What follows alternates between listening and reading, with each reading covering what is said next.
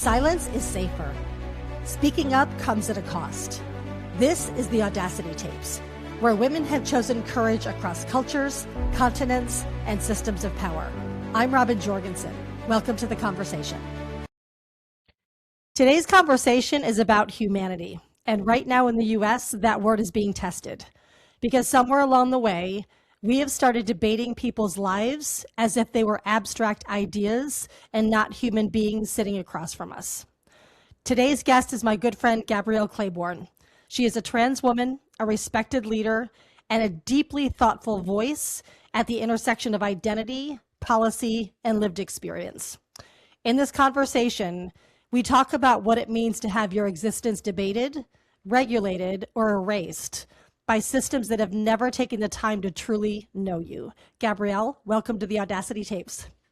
Robin, I love every time we get together for I know, me too. Thank you so much for having me today. Yes, of course. And launching the new branding of you. So I'm like, this conversation today is so appropriate with your brand. Thank you. Thank you. What is the truth you want to speak into this space before we begin? Anything? Yeah, I think where I would like to start this conversation is by helping the audience know that even though they may have a limited understanding of what it means to be a transgender woman in the world that we exist in today, I am much more than trans. That is just one aspect of my essence as a human being, right? And I love how you kind of couch the conversation from the context of humanity, because I'm a published author, I'm a TEDx speaker, I'm a parent, I'm a grandparent of 3 grandchildren. I am in a relationship with a man. I'm an activist. I have a faith journey that I've navigated. I love doing the same things that any other human loves to do. So I want to kind of reciprocate and echo the context that you've already started in your introduction by inviting folks to come in and come close. Brene Brown says, and I'm a huge Brene Brown fan. Ditto. It's hard to hate people close up. Yeah. I invite the audience to come in close today in this conversation and get to know another aspect of the beautiful human family. Love that. Love that. When we were talking a few weeks ago, you posed a question, and it wasn't to me, it was just to pose it in general, that literally brought me to tears. And I'm going to try not to cry when I say this. Your question was, do you consider us human beings? And when you ask that question, what are you really asking us to examine? Say that again. What are you asking people to examine when you say, do you consider us human beings? Yeah. I think what I am asking folks to consider is that, you know, when we approach someone who has a different lived experience than our own, oftentimes there's something that comes up in us. And how do we approach this? How do we navigate this reality when we don't know anything about it, or we don't know much about it, right? And I think the tendency as human beings, we're seeing this play out in real time in our lives right now in the world, across the globe, Robin, is that when we approach something or someone who is different from us, our first reaction is to recoil and project or judge and try to say, okay, maybe you're a threat to me. Right. Right. And so when I say, I want you to recognize my humanity, I want you to recognize that I'm more than my identity. I'm more than my lived experience, and I am my lived experience, right? But it's nothing to fear. It's nothing that's going to take anything away from you. By you being you, right? Yeah. If anything, I am going to elevate you.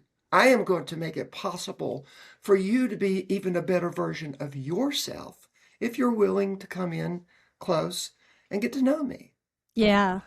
When people push back on your right to exist, what does that do to a person's spirit? Well, over time, it's like death by 1,000 paper cuts, right? Yeah. It wears on you. sucks the life out of you. It makes you start questioning, am am am I going to be okay? I mean, Robin, I can't tell you how many times I've asked myself the last 2 years, especially this past year, Yeah. am I going to be okay? Because In what everything, respect? In what way? well, retirement, uh, health care, access to public spaces without Got it. fear and trepidation of, is somebody going to come after me? Am I considered so heinous that there is a faction of the human family that is going to attempt to further their attempts of eradication toward people like me and put us in a place where we have access to nothing, to the basic human needs that any human being deserves to have and Yeah. has a right to have, right? And Yeah. so I just feel like that's what it does to you. I don't know. Every morning, Robin, when I wake up, I'm waiting on the next shoe to drop, and I don't know what Mm, the shoe is going to be, right? yeah. And I mean, we have been labeled as extremist.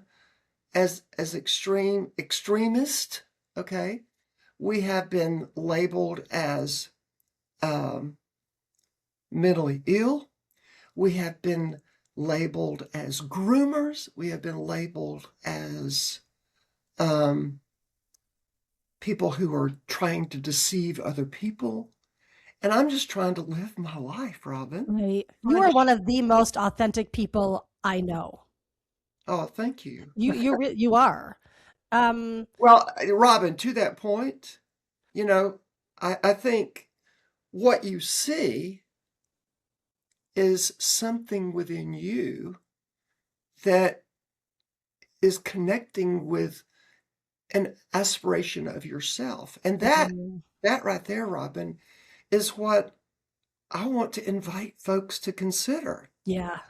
You know, like when I walk in the room, and I'm typically the only one like me in the room, Robin, unless it's a community event where my village and my community is Yeah. present. But when I'm walking in a typical cis het, white, privileged room, I'm typically the only one like me in the room. And when I walk in the room,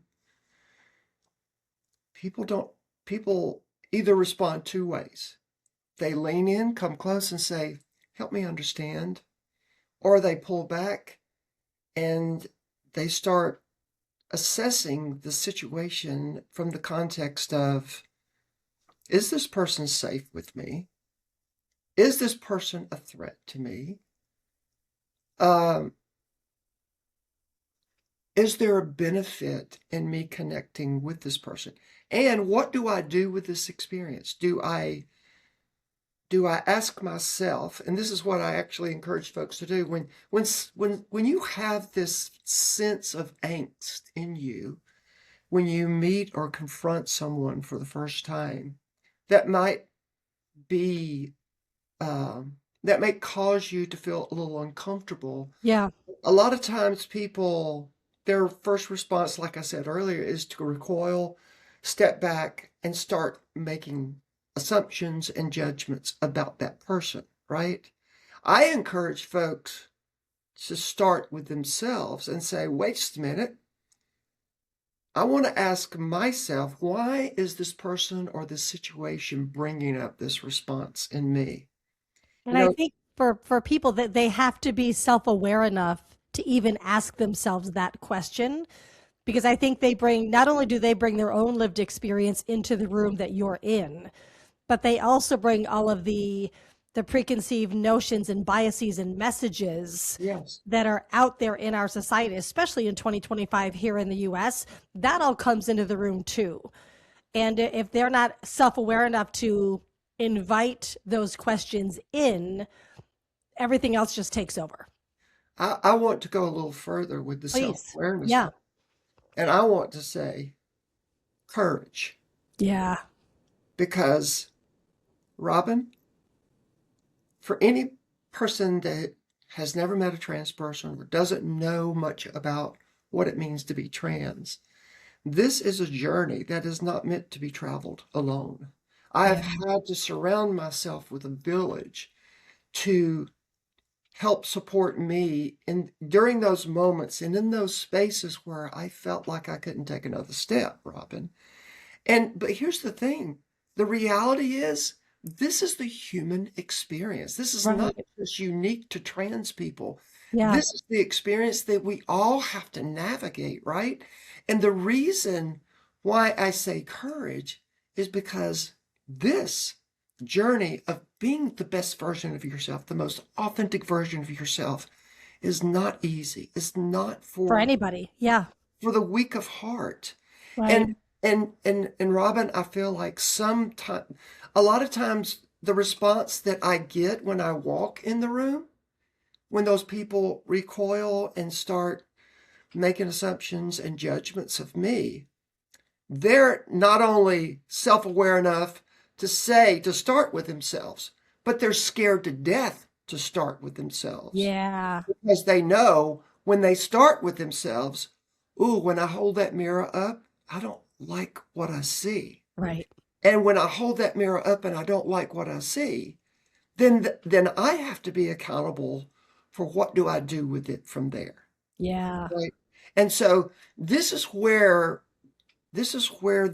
the the rubber meets the road with acceptance and eradication for people. I'm not going to say trans people. I'm going to say for people, Yeah. immigrants, people of color, disabled people, LGBTQIA2S plus people. This is where the rubber meets the road, and when that determines whether or not we're going to be able to come together and recognize the humanity in each other as Right. opposed to the perceived difference. Yeah. That's beautiful. I want to dive into a little bit more of the challenges that we're experiencing here in the U.S. and we have a global audience listening. But Yeah. here in the U.S., things are pretty fraught at the moment. Yep. And when you and I spoke a couple of weeks ago, you had said that many trans people are retreating. Either they are leaving red states, some are leaving the country as a whole. Yep. You said they're being more cautious on social media. Hmm. What does that tell us about this moment? It tells it should tell us that we are in a moment of uh, determining our future as a country, as a human family. You know, we we have, and I'm not going to get political here, Hmm. but we are seeing things play out before our very eyes where people are treating each other less than human, and Right. and saying things. I mean, you turn on any network, you watch any newscast, you watch any YouTube video. I mean, anywhere you show up, you're going to see how people are are being so mean to people, Rob. Right. And Yeah. and Kindness is gone. it's gone. And Yeah. so when that happens so much and people are not held accountable and people perceive that they get away with it, Yeah. people start saying, well, look, they did this. They got away with it. I don't need to be responsible for how I treat my neighbor. I can do it and get away with it and just own the fact that that's how I want to exist in this world. Well, the scary part of everything you just said is that way of treating our fellow humanity family is that it's becoming normalized. It is. Like the way of treating each other in that way is It is. becoming normalized, and that's incredibly scary. Yes. And again, Robin, it's not just happening to trans people. Yeah. Okay. I mean, we are no longer able to get a passport with our aligned gender marker on it. Yep. Some of us do not have access to health care. Some of us are in jeopardy of losing our retirement. Some of us can't even use the restroom that aligns with who we know ourselves to be, right?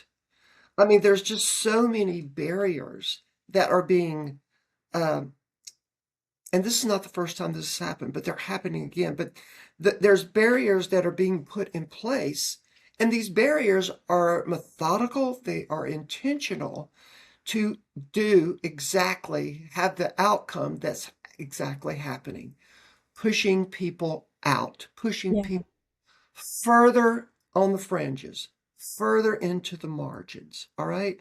Because when people are fearful, when they are afraid, the first reaction, Robin, is to retreat and run and Help. find a safe space, right? So that's why we're seeing what we're seeing. Now, fortunately, there are some courageous people who are saying, look, I was in the closet for 50 years. Yeah. And my life was unfolding at a very dramatic and extreme pace. And for me to go back there, now that I've tasted what it means to be the best version of myself, that would be completely out of integrity. And that's why many of us are saying, come what may, I am dug in and I am not moving. And, when folks like you who have these types of platforms that you have, when you invite us to come in to feel seen and heard, Yeah. and understood and known, then that's where I think the possibility gives me hope in a time of despair, in a time of chaos, you know? So living in that despair and that chaos and, like walking on eggshells to just walk out your door, help people understand what it's like to live with that level of vigilance every day. Well, here's the thing. Last night, me and my boyfriend went to a holiday party here in Atlanta, Georgia, where we live. And the whole evening, we were there for a couple of hours. The whole evening, 3 people came up to us. 3 people. Out of a room full, a house full, okay, of people. And when I walked in the room, Robin, I was hypersensitive of, okay, how are people going to react? Are people going to be willing to lean in and, have a conversation with me and my boyfriend or what, right?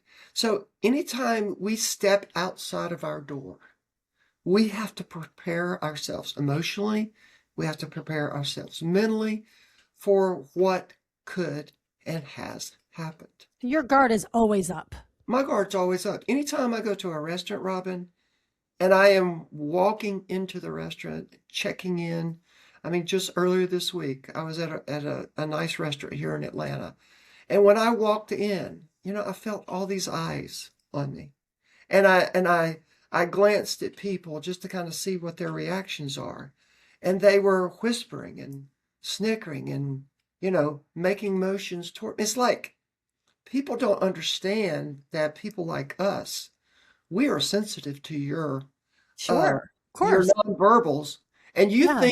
you think you're so covert in your actions, but we sense this, we see this happening, and so what we have to do is we just have to get to this place of understanding that people's reaction and response to us is more about them and less about Right. us. Right. Okay, it's their own growing edge. It's their own lack of understanding and knowledge of, my experience. So that happens when I'm in a women's restroom, Robin. I keep to myself so as not to be accused of attacking cis women in the restroom. And all I want to do is go to the bathroom just like anybody else does. Right. Yeah. Okay. Anytime I'm on public transportation, Robin, I keep to myself. I'm always vigilant in knowing what's going on around me so as not to put myself in a dangerous situation. Right. I travel, I do a lot of traveling. When I'm at the airport, I'm always looking for an exit strategy. So when and if something happens, I have a way to keep myself safe. These are just some of the things that we have to do on a daily basis when we show up in this world, right? Yeah. Especially if someone doesn't have passing privilege, where you go into the world and people clearly understand that your gender identity or your gender expression may Right. be a little bit more androgynous than what they're used to, Yeah. right? So, yeah, I mean, we're hyper vigilant. We are cautious. We are, we're very attuned to what's going on around us. We want to make sure that we're not putting ourselves in a very dangerous situation. And at the same time, trying to lean into that moment and enjoy and experience the joy of that moment just like anybody else is, you know? Yeah. I want to dive into solidarity for a minute. When you and I spoke a couple of weeks ago, you shared that some of your gay allies are distancing themselves from the trans community. How does that land for you? Very problematic Yeah. because I think when someone who knows the history, especially Right. of our community, and what they had to go through, Robin, to be accepted For who they are. and treated equitably and fairly and respectfully for who they are. For someone who has gone through that, experienced all the hardships for decades, now is starting to experience and has experienced their own freedoms to a degree. And now there's another member of the community who, by the way, was at the beginning of the resistance all those years ago, who made it possible for them to be the best version of themselves. When we're now faced with the same attacks and discrimination that they have had to come through, and they turn their back on us because it's now making them feel uncomfortable, Yeah. and them saying, you know, I don't want to do this again. I've already done this once. I don't have the energy or the desire to do this again. That's when I'm reminded of Maya Angelou's quote when she says, your silence will not protect you. And even though when people hear that quote, they hear it in the context of like what it means to you personally, Hmm. right? So my silence is not going to protect me.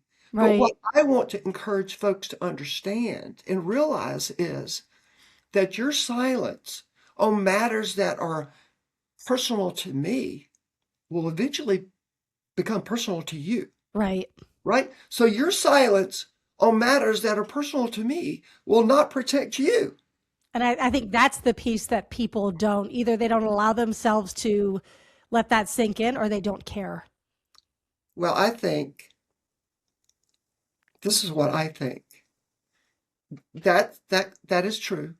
But I think for those people, especially in our community, and maybe not in our community, who have privilege, who have biases that keep them comfortable, that keep them in this place of familiarity, that keep them safe, Right. they are not willing to Disrupt that. forsake that, or to how can I utilize this that I now have to advocate for someone else who doesn't have it yet. Right. So that's I feel like that they're really grappling with, how do I show up? How do I show up in a way that's in integrity with myself, but also understand that this conversation is bigger than just me, right? I mean, that's how I've had to come to learn to advocate for my my friends who are people of color. You know, Right. I've had to understand that there's things that I will never experience because of the color of my skin. That Yep. my black and brown friends have to always navigate, Right. right? So I have to ask myself on a daily basis, how am I going to position my privilege and my what I benefit from? The unearned things that I have in my life that I don't even think about. How can I Right. use those things to advocate for someone who doesn't have that privilege, right? And I think it's hard and it's uncomfortable and it requires us to look at this reality, this dynamic that we're currently living in the midst of and saying, how can I be a part of the solution? You're either a part of the solution or you're not. So, what does true allyship look like right now? Not symbolic, real allyship. What does that look like right now? What it looks like is educating yourself so that when you do have to show up and stand up for someone, you know how to do it respectfully Hmm. and equitably and correct, Yeah. right? That takes time, that takes investment, right? And when you speak up, understand that when you're advocating for someone who has a target on their back, don't expect it to be easy for you either. Right. Because when you advocate for someone who has a target on your back, by virtue of you being next to them, by virtue of you choosing to associate yourself with their experiences, you're going to have a target on your back. And I often Yep. ask folks, say, if you really want to advocate for me, are you standing close enough to get hit by the same stones that I'm getting hit by? Ooh. Okay? If you're standing close enough to me where you're getting hit by the same stones, then that's a good place to be, right? But you have to learn how to position yourself so that when you do show up, you know how to advocate for me so I can feel seen and heard, right? When Yeah. when you're speaking up for me, don't speak over me. Speak beside me, Right. Speak with me. Allow me, like we're doing today, allow me to share my lived experiences in the context of my own experience. Right. Um, pronouns are a very triggering conversation right now, Robin. And there was a great LinkedIn post a couple of months ago, and I reposted it around why pronouns are so triggering and challenging for people right now. And it goes back to the conversation that we've kind of already touched on, and that is pronouns cause people to check their own self, their own selves. Hmm. And that's hard work. And you know, but the reality is, Robin, we cannot assume someone's pronouns just by their outward gender expression, by their Right. vocal register or their mannerisms, anything. Right. So, pronouns are important. Making sure that I have opportunities in the workplace, just like any other employee. Do I have access to mentorship and sponsorship opportunities, right? Do you know how to provide those opportunities to me, right? Do you know how to um, create systems within your organization that allow me to show up authentically when perhaps I might not have legally changed my name or my gender, Right. especially if I live in a state where I can't do that. Yeah. Do you have systems in your workplace that allow me to be recognized and honored and acknowledged for who I am? The advocacy goes on and on and on. And that's why I do my work, Robin. I know. I know. Yeah. So let's dive into some of the systems here in the U.S. right now that Yeah, have dramatically changed over the context of the last couple of years. You spoke a few minutes ago around healthcare. yeah. When you talk about gender affirming care, What is the truth that most people never hear about that? Okay, let me start. Let's back up a Okay. step because I want to share what people are hearing. Okay. Beautiful. That's not correct. Okay. Great. Okay, and that is our opponents or people who oppose me existing in this world are elevating the voices of people who detransition. That is a person. Explain what that is. Yeah, detransition is a person who has pursued alignment with their gender and their sex and their gender identity. So they've transitioned from male to female or female to male, whether that's legally, whether that's medically, Hmm. uh, whether that's socially, right? And then they get down the road and realize that, yeah, this is not really working for me. So they detransition back to the gender that they were initially. Okay. Okay? That's detransitioners. So our opponents are elevating the half a percent of the total trans population. They're elevating those experiences, trying to dispel our legitimacy and our validity as the people that we know ourselves to be.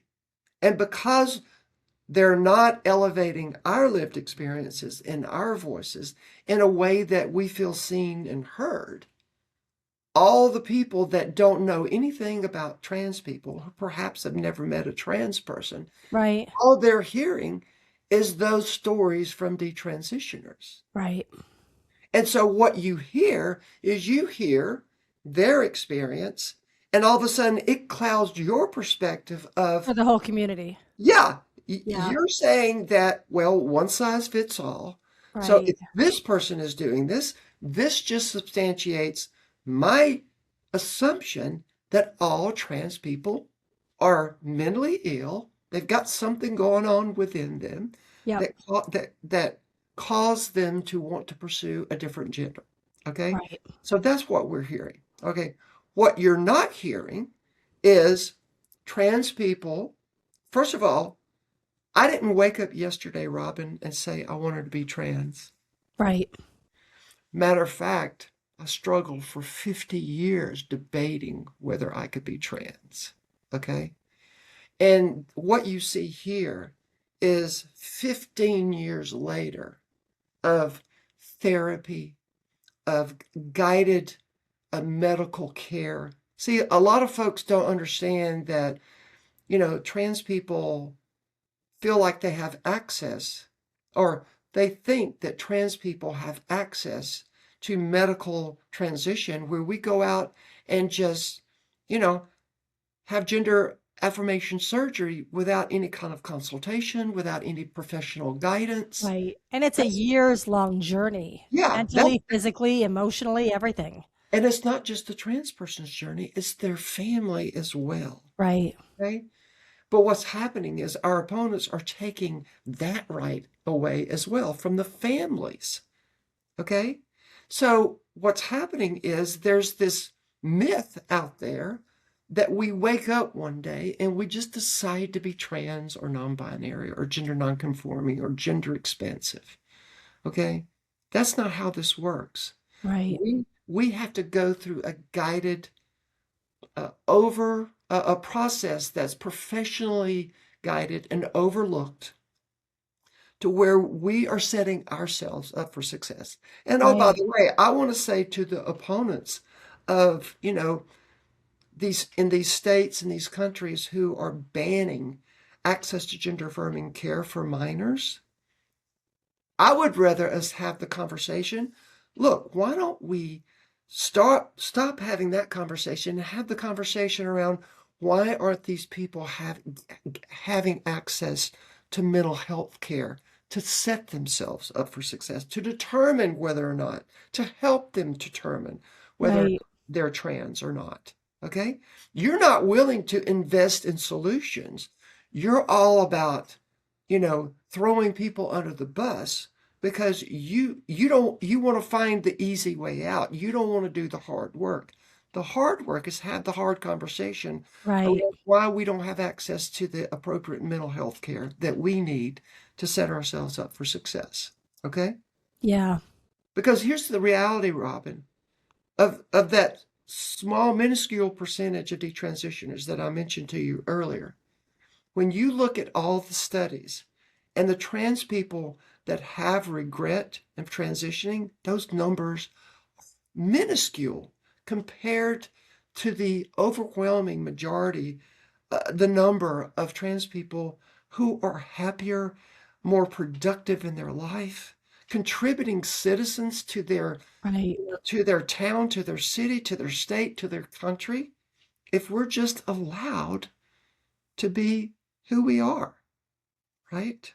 So those are some of the things that we have to get better at navigating. And one of the ways that we're trying to do that, Robin, is making sure that we have fair and equitable representation in those rooms, around those tables that are making those legislative decisions. Yeah.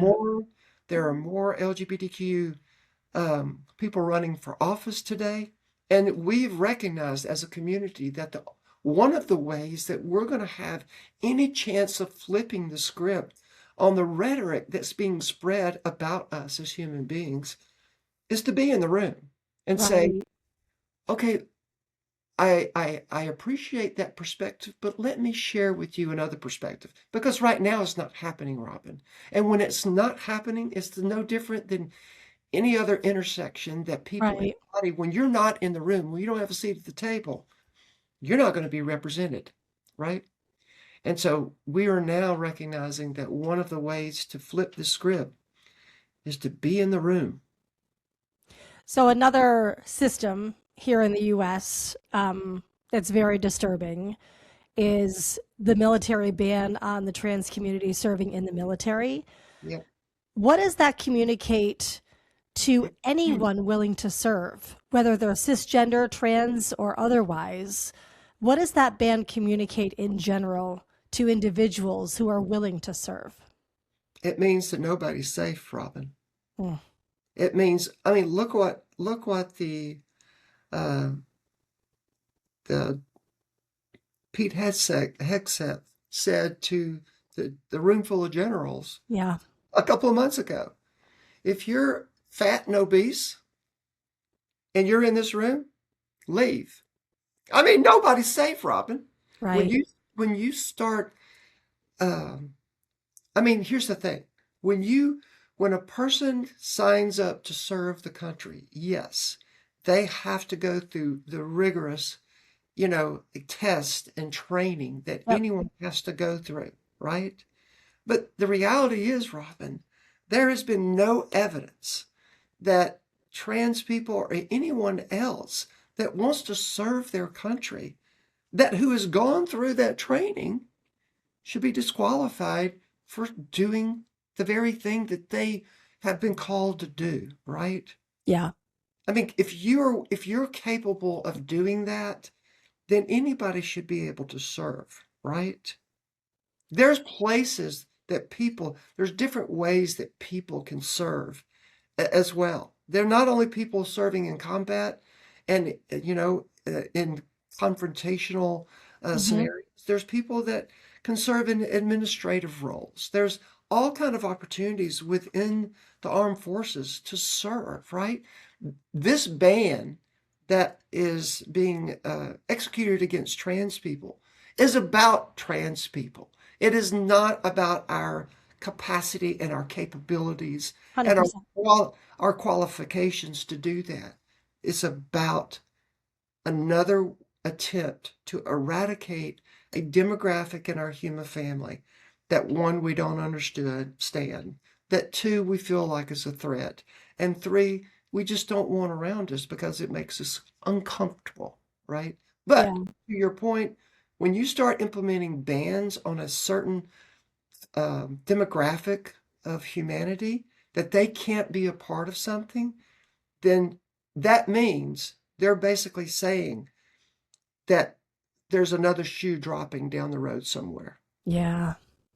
Yeah. You There know? was and I can't remember the individual. There was a couple that I remember seeing cited.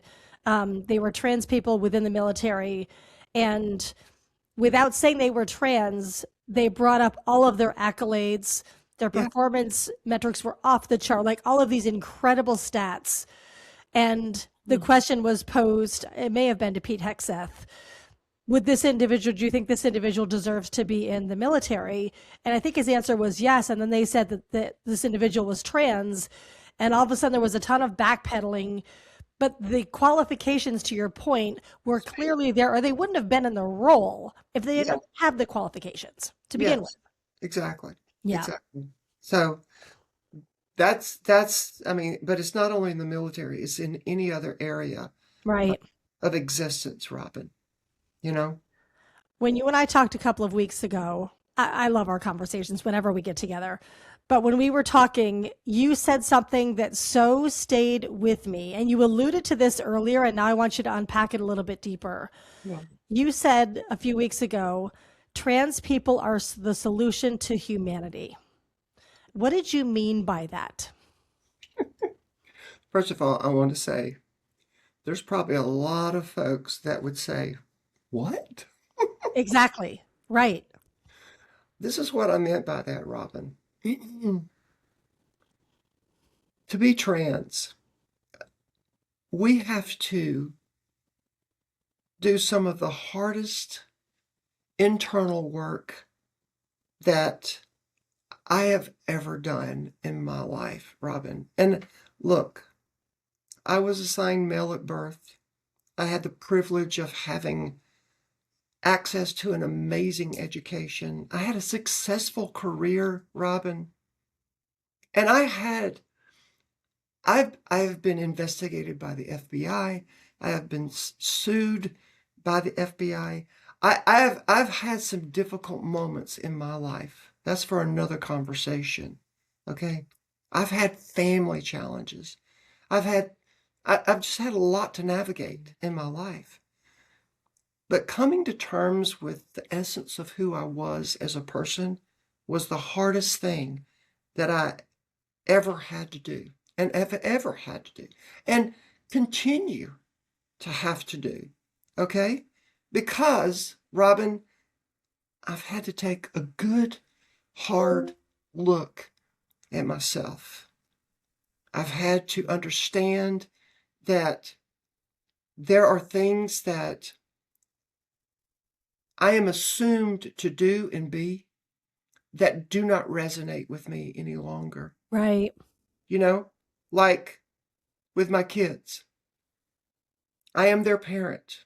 I no longer resonate with that father label. I am their parent, and I continue to show up for them, right? But there was an expectation that they had of me pre-transition, right? Sure. And when I came out, it threw them for a loop because Yeah. they immediately said, "What does this mean?" Not for me, but for them. Yeah. And who are you really, right? And so because of that, because of me having to do that hard work and come out to them, because of us having to reframe our relationship, a relationship that is now stressed with a couple of my kids. It's not the same. Our relationship will probably never be the same now. All right? These are the things that trans people have to go through just to show up, just to be the best version of myself. Being fired for being trans, right? Not having access to the things that we've already talked to. You know, why would a person go through what we go through to be the best version of ourselves if we know we're going to confront what we're going to have to confront? Right. This is why we do it, because we know after traveling that road for so long, when we look back at our lives and we realize, wow, look how far I've come, and look where I am today, and look who I am today, and look at the difference that I'm making in this world today. if humanity would embrace a similar journey that we have to navigate Yeah. to be the best version of us, to go against everything, Robin. I mean, talking about salmon swimming upstream, Right. I'm talking about embracing that journey of swimming upstream at every turn of your life, Yeah. right? When you're willing to do that and understand that your existence is more than just your existence, and it's for more of the benefit than just your benefit, but it's for your neighbor's benefit, that is when our world will change, Robin. Because we will start understanding that, you know, authenticity is not a respecter of persons. Yeah. Everyone is called to be authentic. And authentic looks many different ways and forms, right? But until you're willing to do the hard work on yourself, lean into those uncomfortable moments with grace, with empathy, with forgiveness, with curiosity, Mm. with possibility, with hope, with there's plenty enough room in the sandbox for us to coexist together Right. in this world. We're not going to have a chance of changing what we're living in right now. What has this journey made possible in you that you may never have discovered otherwise? It's given me access to spaces that I never dreamed possible. Like what? Well, I have had the opportunity to be on some big stages. Hmm.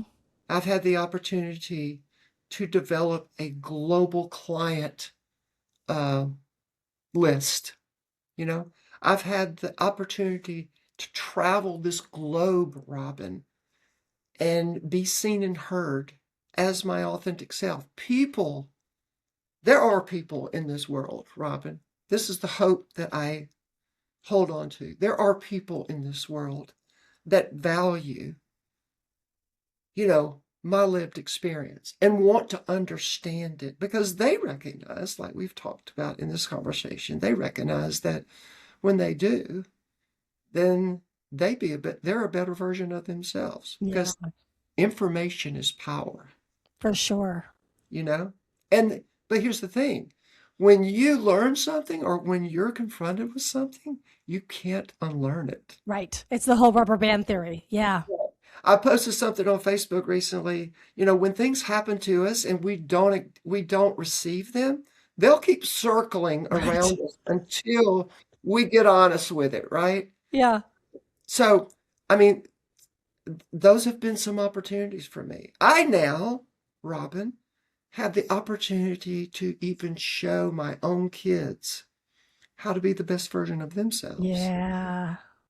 And I will tell you, one of the one of the joys that I have as a parent is when I see one of my kids navigate a difficult situation and they do similar work in that situation that I've had to do on myself, and they Hmm. come out on the other side and they look back and they say, wow, I did that. Yeah. I did that in spite of what I was going to have to face, in spite of what I was going to have to confront, despite the experiences, perhaps, that I was going to have to navigate.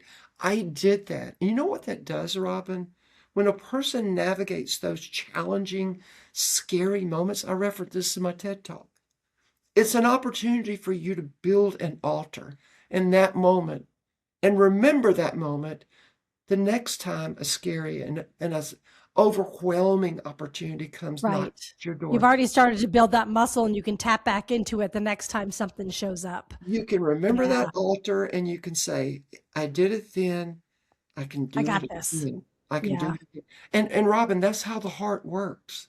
The heart is ever calling us to expand to bigger conversations, to bigger stages, to bigger platforms, okay?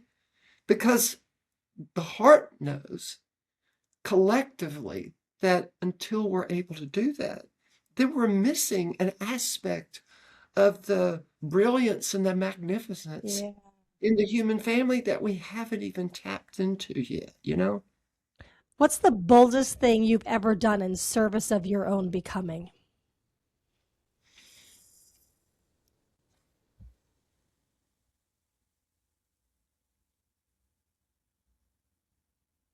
I have stayed the course with who I am, despite losing everything in my life, Mm. Ooh, despite despite giving all of my financial health away, despite having to navigate new realities in my relationship with my family, despite just a couple of weeks ago being uninvited to Thanksgiving by my family. You know, despite all of that, I was getting my hair done yesterday, and the guy that does my hair, a good friend of mine, he says, Gabrielle, what brings you joy? And I told him, I said, what brings me joy is being able to know that I control the outcome of those realities now. mm, I choose to control. I can let that being uninvited to family Thanksgiving impact me, but I took captive of that moment. yeah, And I said, I am not going to let this affect my holiday. And so I shifted that attempt to judge and to disenfranchise, to alienate me. I chose all of that to be grateful for the community and the support that I do have. And yeah, that's where I invested my time. And so I know that joy is the most important thing for so many people in our world today. But the thing around joy, Robin, is joy just doesn't happen. you have to choose it. Yeah, Joy is a choice. And I'm learning to choose joy in spite of the chaos. yeah. So Whew. that's my greatest accomplishment, I think, so far. All right, final question. If you strip everything else away, what is the truth that you want our listeners to hear before we close?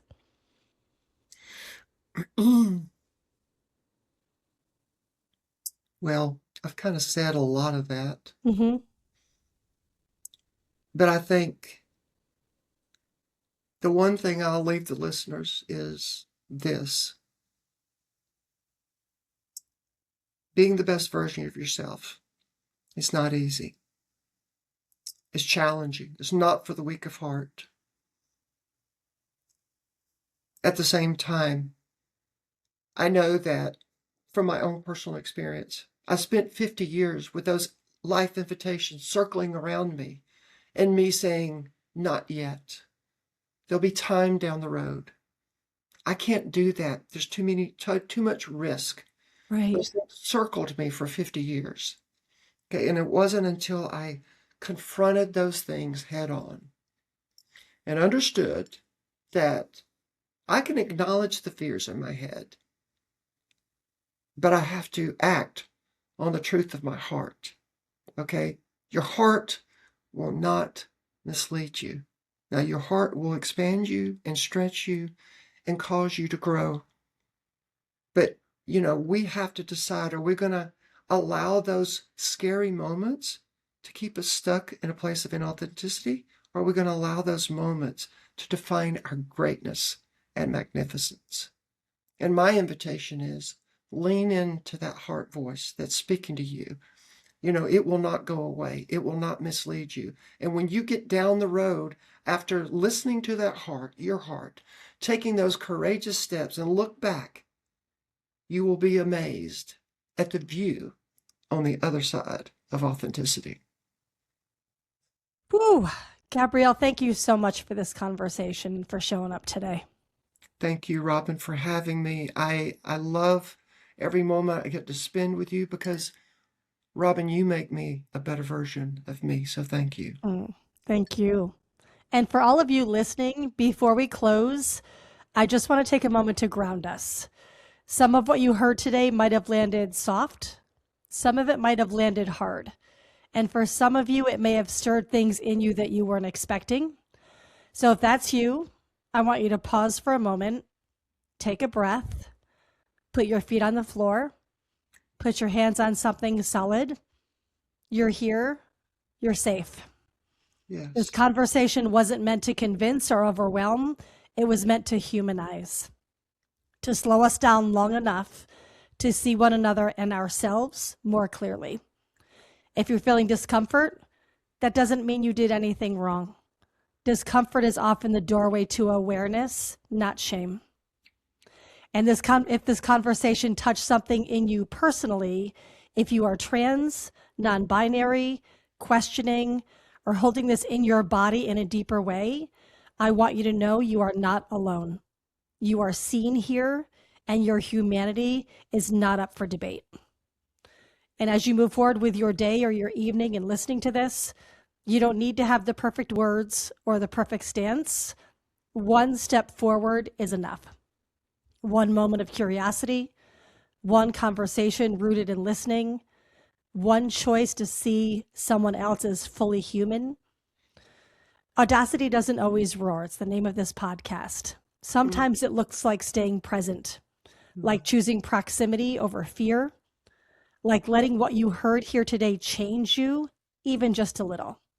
Thank you for holding this conversation with Gabrielle and me. Have a great afternoon.